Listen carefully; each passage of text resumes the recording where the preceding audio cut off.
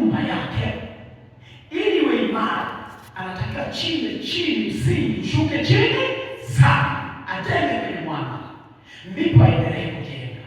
Lakini ikiwa tunajenga juu ya mchanga, juu ya nini?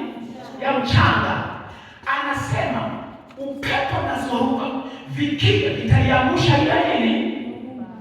Maana yake ni kwamba neno ndio linalofanya mtu akae kwenye msingi ulio imara.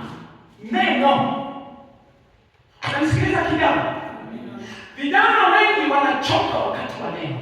Wanapenda dakika 15, dakika 30. Alafu tafuta anasema, sasa amechoka dakika 17. Yaani nakwambia kila kitu nimeelewa, nimeshiba. Haleluya.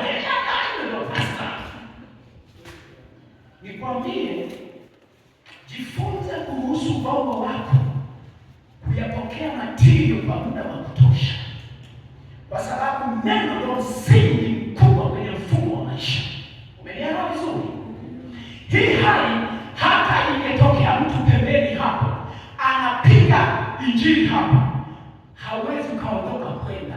Kwa nini? Una msingi ulio imara.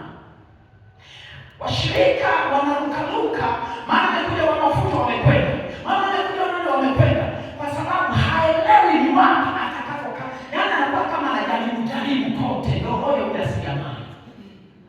Yaani anajaribu kote, mara sikiliza huku, kesho sikiliza huku, kesho kuna sikiliza. Kwa hiyo kote ndio unakuta kuna watu wanakuwa na picha za manabii ndani ya nyumba yao. Yaani nikimkuta tatizo anaangalia picha ile, Baba msaidie, Mungu wa mbinguni, Mungu anisaidie. Mtu mwingine anajaza mpaka makope ya